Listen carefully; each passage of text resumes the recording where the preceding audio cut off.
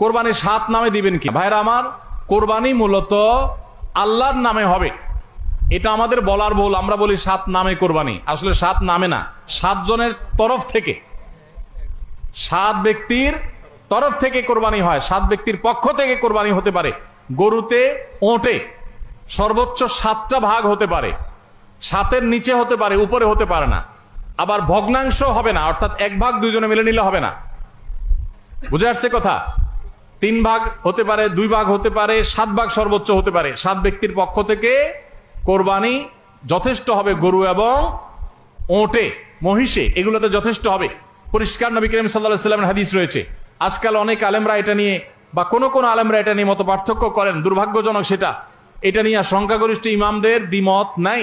আরব আজম কোন দেশে সংখ্যাগরিষ্ঠ আলেমদের কোনো দ্বিমত নাই যে গরু, ওট এগুলো 7 ব্যক্তির তরফ থেকে যথেষ্ট হবে।